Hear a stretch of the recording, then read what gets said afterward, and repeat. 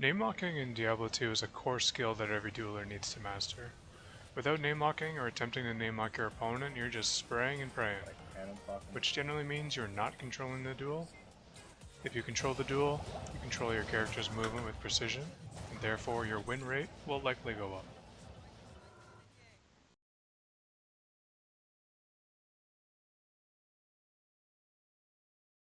Is this type of gameplay familiar to you? Just spraying spears around the moor, only connecting with, say, one bone spear? Let's change that. To namelock someone, you just have to click on your enemy with a skill. It's always on the right hand side. In this case, it's a spear. As soon as you click on it, you can move the mouse anywhere you want, and as you can see, your namelock doesn't break. The spears keep going around in rotation. And in this example, as soon as he stops moving, my spears will connect and do damage. Once you lock someone, as long as they're on your minimap, you can continue to hold the namelock. So here he's going outside my field of view, but you can see his nameplate is still visible on the corners as he's moving. And you can use this to your advantage to stomp him or continue to use the same skill, in this case spear. So here we're going to spear, spear, spear, and then we're going to teleport on him. On his screen, it looks as if I just, auto-aimed him. I landed out of nowhere. So putting it together, a namelock and then to a teleport is called a Namelock Stomp. And what you want to do is as soon as you've clicked on your enemy, you need to move your mouse back to the center of your screen. And generally it's the left chest area of your character. If you're doing this correctly, if you namelock them and teleport on them, and you continuously stay in the same spot just casting teleport, and then if they teleport once, you follow them right away and continue to cast teleport as it looks like in this video, then you're doing it correctly. Now, to put this to the next level is you're going to lock him, and you're going to teleport on him, and switch back to spear. As soon as you land, you need to re-click with the skill that you want to use, so in this case, spear. So you can hold teleport without letting go, but as soon as you land, you need to re-click. In this slowed down clip of my druid attacking this necro, you can see that I'm switching between teleport and NATO, and every time I land and I NATO, I let go of mouse 2 and then re-click it. And because my mouse placement is on the necro, I simply just need to click and unclick. So the cadence is just, on, off, and the more you do it, the better you become at it. It just feels really second nature.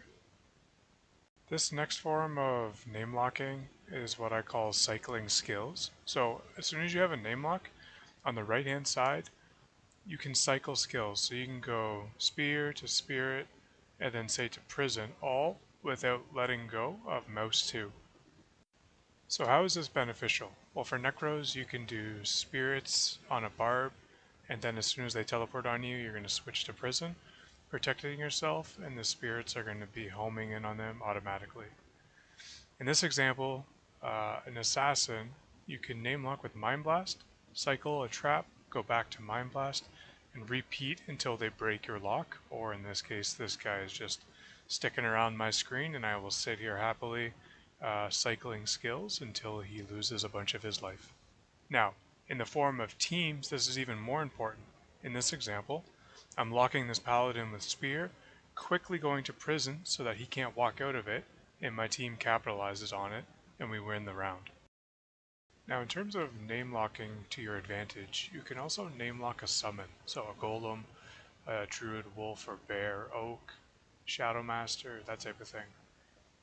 This is very important during necro vs druid duels, because as you can see here, as you are locking the bear, it's going to kill the bear and it's going to shoot another spear, and you can see the druid now has taken 2 spears worth of life. So as with everything, there are exceptions to the rule. The minimap is a good indicator on where your namelock can go, but there is a maximum. So in this example, he's pretty far to the top right, and I can't teleport on him because he's too far. So if he walks a little bit closer, which he will, and then I teleport, then I can get to him.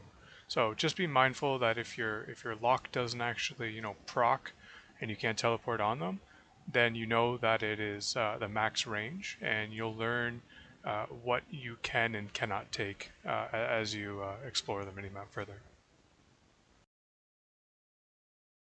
Locking with the left side skill is also beneficial, namely paladins, barbs, and CS zones will do this. And what you want to do is you want to click and hold with mouse 1, so your left click, and you're going to follow the person around, or you're going to start to walk. And then when it's time to teleport, you're going to continue holding mouse 1, and then tap mouse 2 as the skill teleport is on, and you're going to land on them. As soon as you land on them, you need to re-click mouse 1.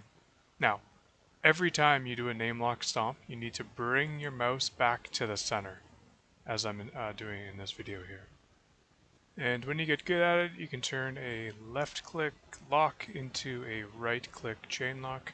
As you can see here, I'm chasing around this neck, and then because my mouse placement is still really good, when I decide to start zerking, I don't need to do anything other than click with mouse 1. So what is CT casting? So to put it simply, it is just opening and closing your character screen in your skill tree. And the reason why it's called CT is because those were the default hotkeys. So pushing C opens up your left side, and T opens up your right side.